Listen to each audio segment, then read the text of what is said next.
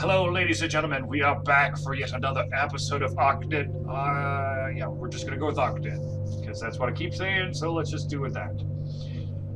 Now, to start off the game, we escaped the clutches of the hag. We fell down the hole into the mountain. Let us continue our journey.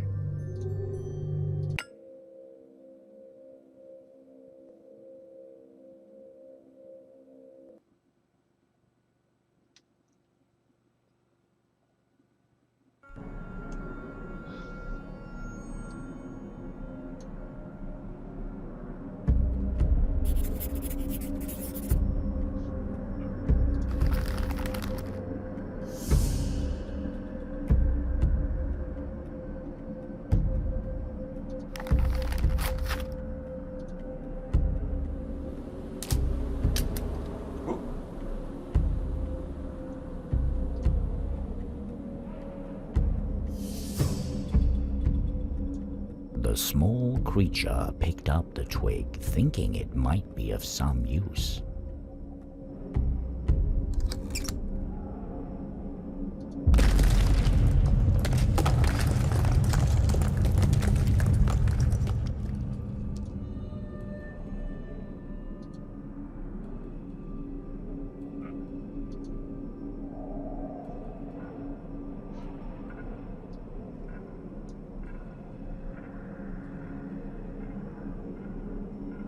The creature didn't want to risk cutting itself on the glass shard.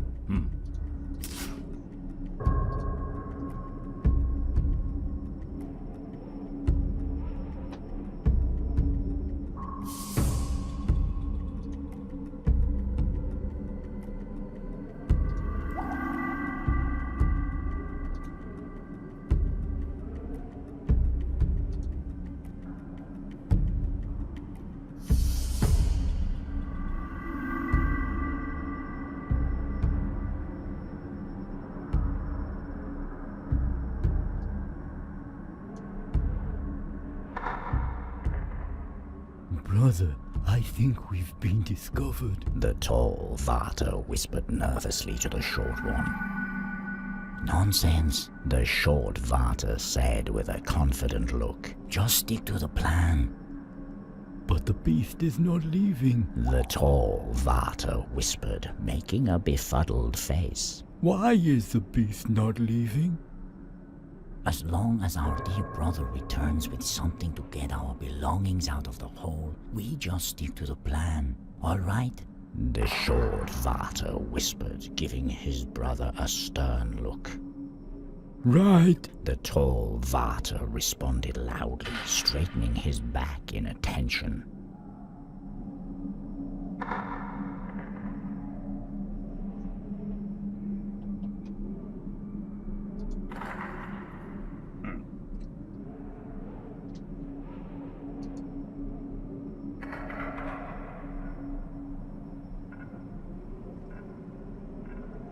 As they walked through the dark tunnels, the creature turned to the Alva.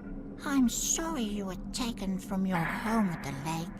I don't know if I could find my way back there, It said with an apologetic look, but the Alva didn't seem saddened.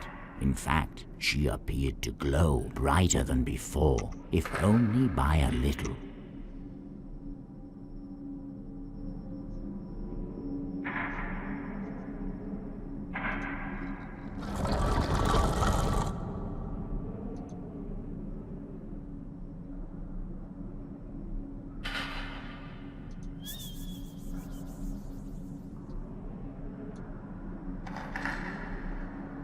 The root was sticky from the thick sap sipping through the small holes in the bark.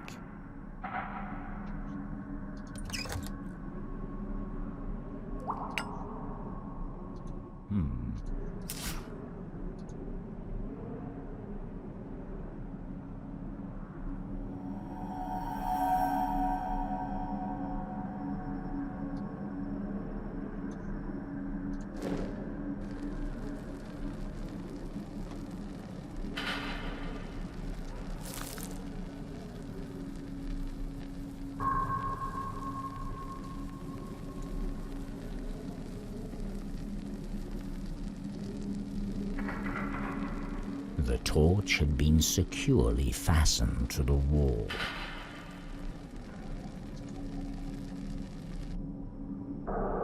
Man, it's a much bigger area than before.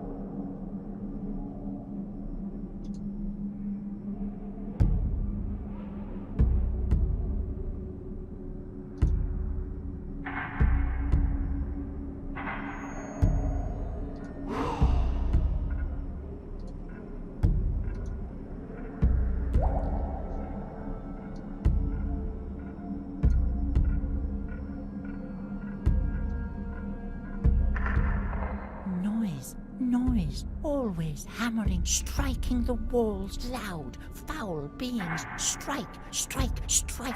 It is not theirs to take. The Play-Thru mumbled to herself, seemingly not noticing the small creature next to her. Unforgivable. Strike, strike, strike. The rock falls. A spell. Hide it. Yes. They won't leave. Why? They can't see where to strike. This won't do. My love. For a brief moment, the Play-Thru's voice became soft. Soon he will arrive. No, for him to see me like this, my appearance unsightly, their fault. Strike, strike, strike, then silence. Pristine.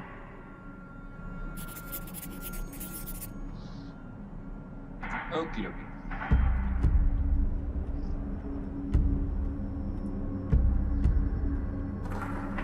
I can't wait to leave these caves behind us.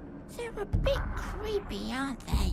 Do you know of a place on the outside that could help you get your wings to grow? The creature asked. The Alva shrugged her shoulders, looking back at it with big eyes. Oh, well, I'm sure we'll find someone that can tell us what to do. The creature responded in an unsteady voice.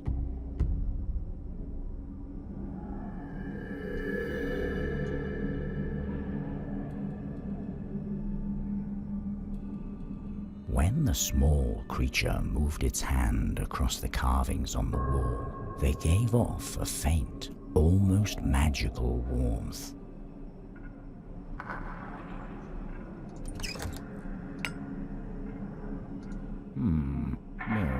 No, that's not how it happened.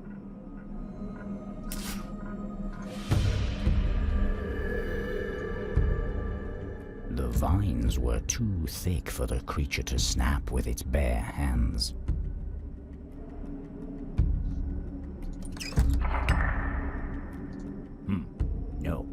No, that's not how it happened.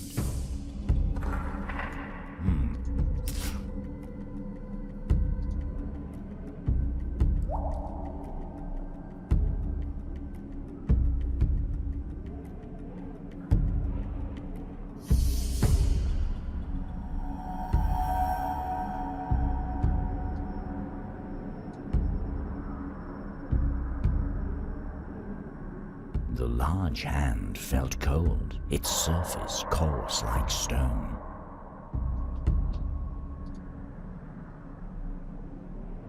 Where to now, little monster?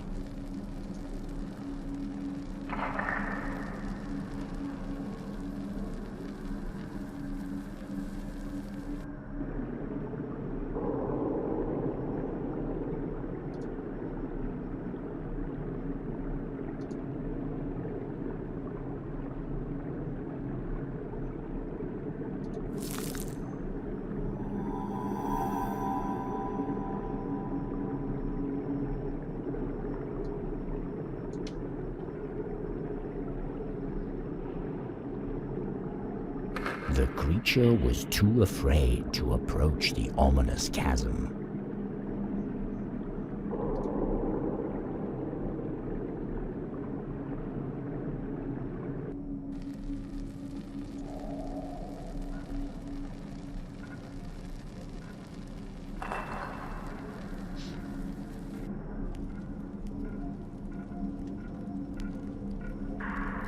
Hey you, Sticky Fingers, quit skulking in the shadows and move over to the smelter so I can see you.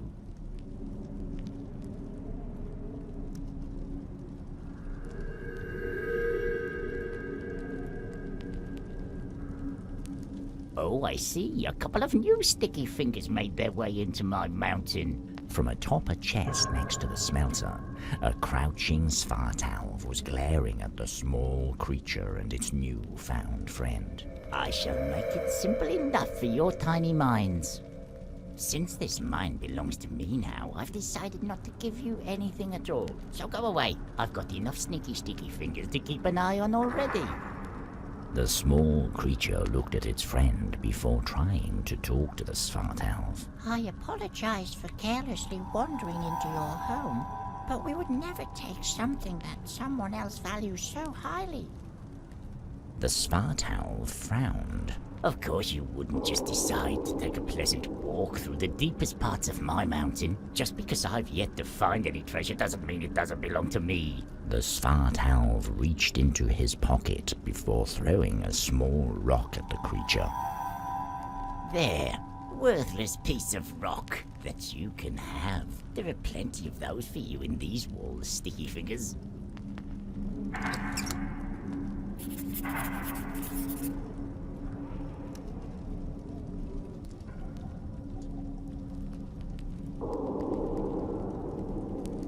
The cast was far too heavy for the small creature to carry with it.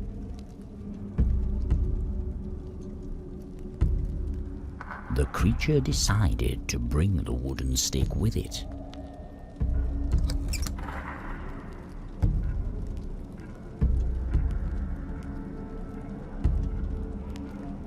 Underneath one of the blankets, the small creature found an old stringless bow.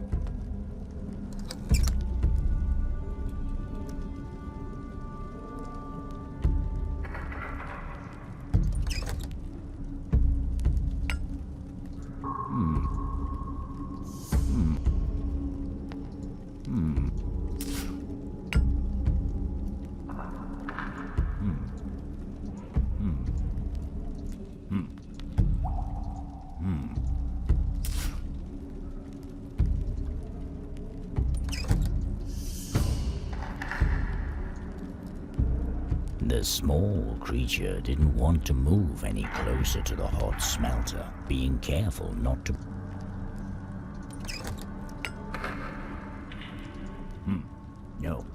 No, that's not how...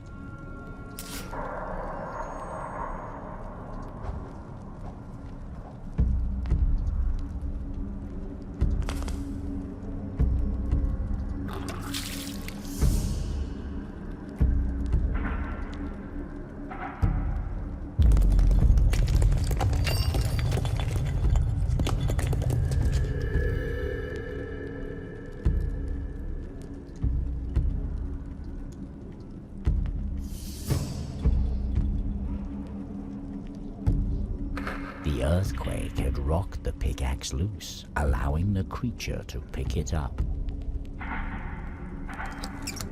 Just gotta figure out what the pickaxe is for.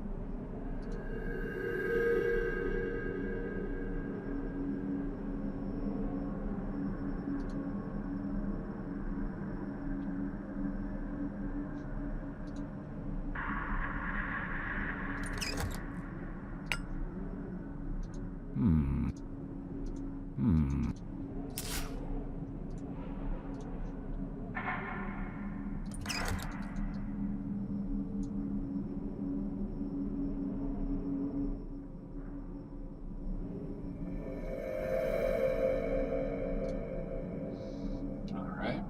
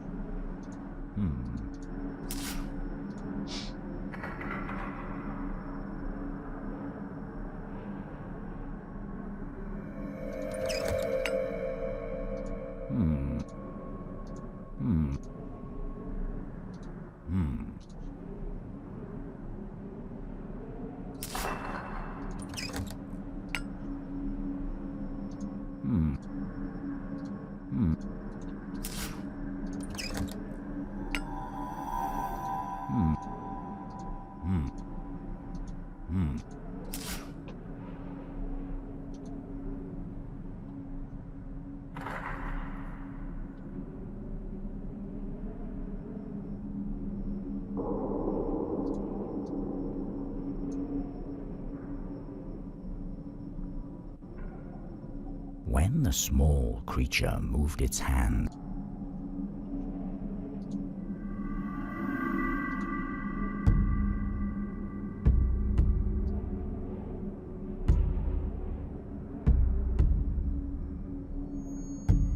Who goes there? the fat Vater wailed as confidently as he could.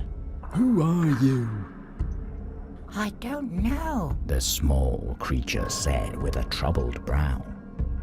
What do you mean you don't know? The fat Vater said as his fear turned to curiosity. I only recently found myself in this world. I don't know where I belong. The creature stated sadly.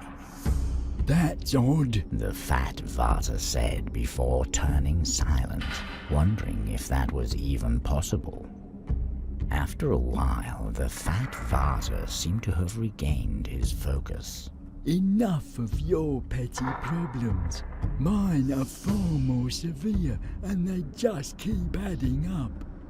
There I was, playing my flute as I was searching this wretched mountain after something to retrieve my and my brother's belongings with, when she came running towards me. My music must not have been to her liking, I suppose. The fat Vater said, looking puzzled as he scratched his head. If she sees me again, I don't know what she will do to me. The fat Vater's eyes slowly filled with fear. Could you help me sneak past her? You can have my flute, and I'm sure my kin will reward you greatly. I suppose I could. The small creature responded, even though it was just as afraid as the fat Vater was.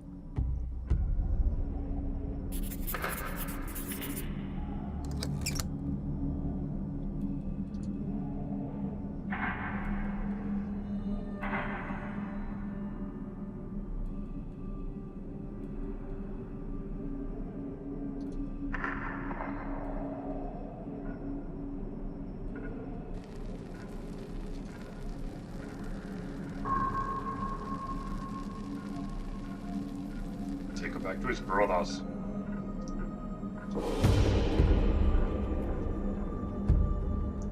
loot's gonna give me, but...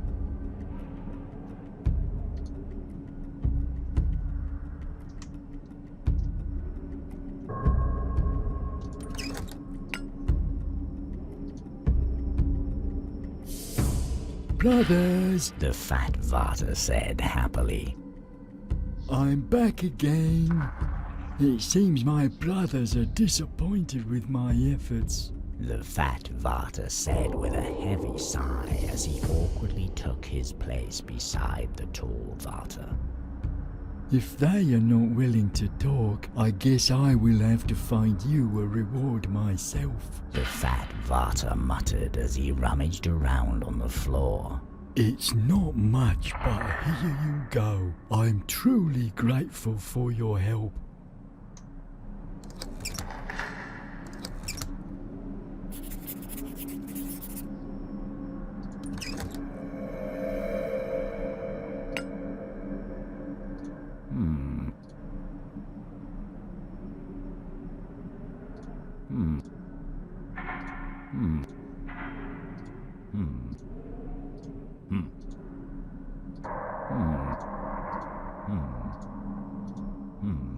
No.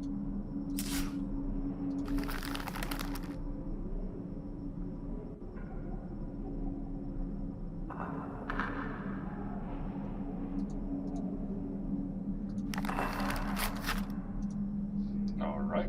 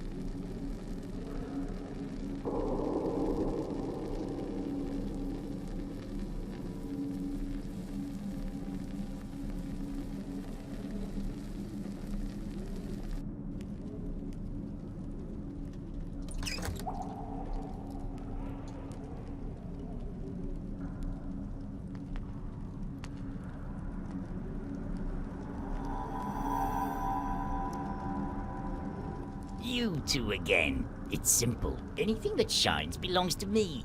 Every precious gem inside this mountain. Don't think I won't notice you sneaking about, looking to steal what belongs to me. The Svartalv looked away from the small creature for a moment, peering into the shadows. Sticky fingers, all of you. Don't you try to fool me. I know everything that goes on within this place. More importantly, I know where I put everything, so I will know if something is missing. Although, if you'd like to use my smelter, perhaps we could work something out. Pay up or get lost. It's up to you.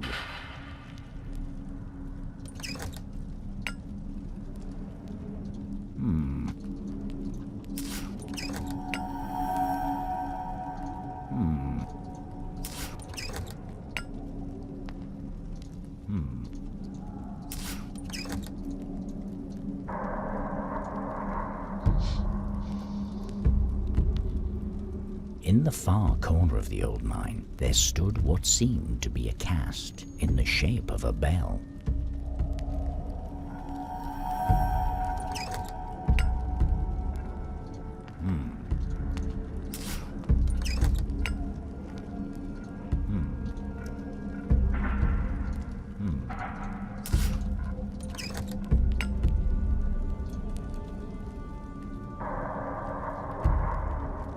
Would this allow me to use the smelter? The small creature asked.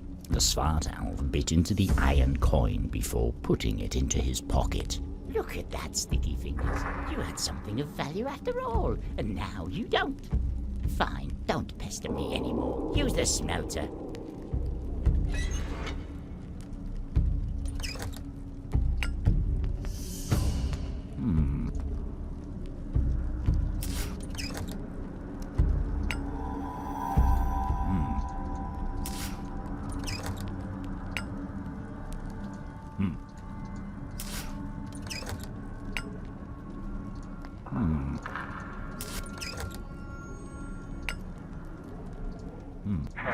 shit.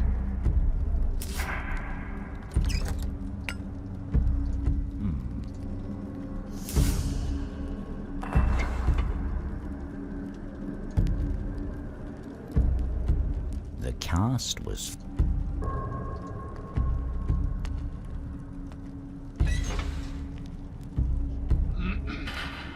Is there anything I can smell?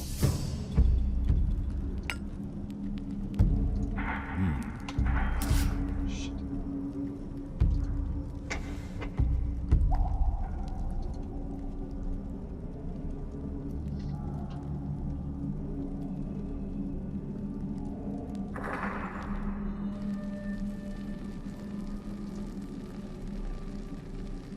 See, maybe there's some in this dried up river room. Every single room is gonna have something, right?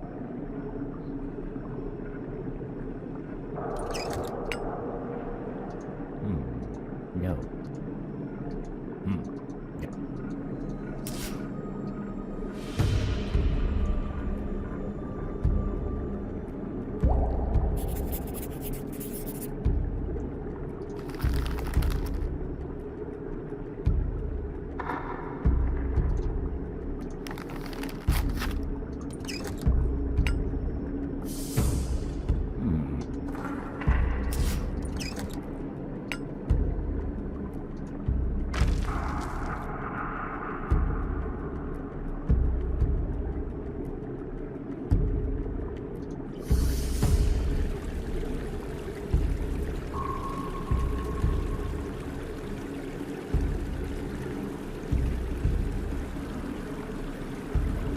Alright.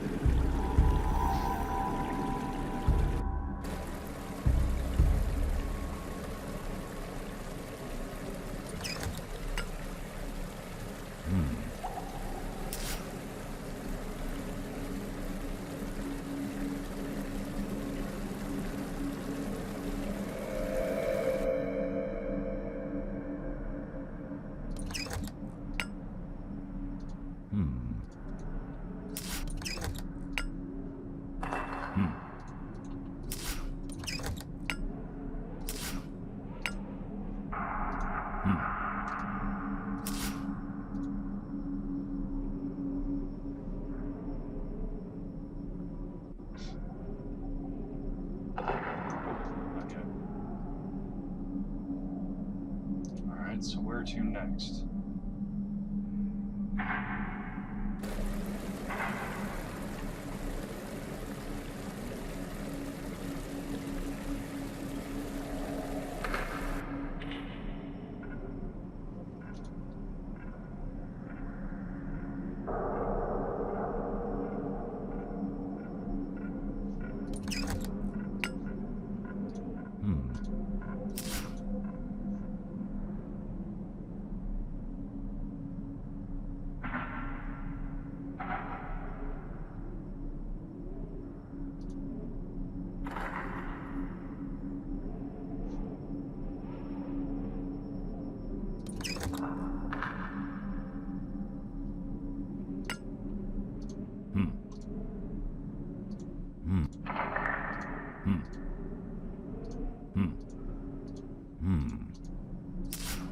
Alright, so I've got access to a smelter.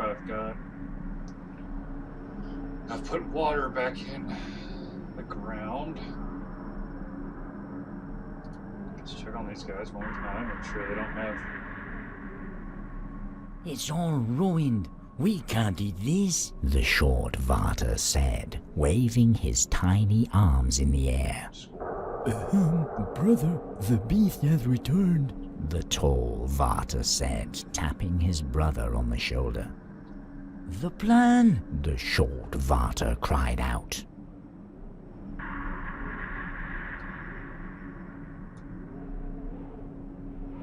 The small creature reached down into the box and found an old, mushy apple.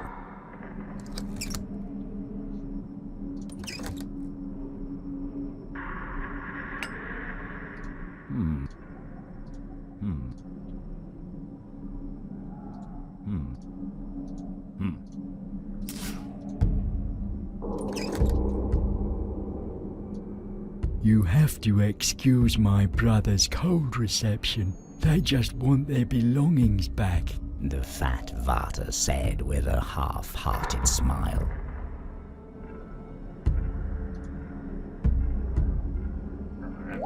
Squishy apple.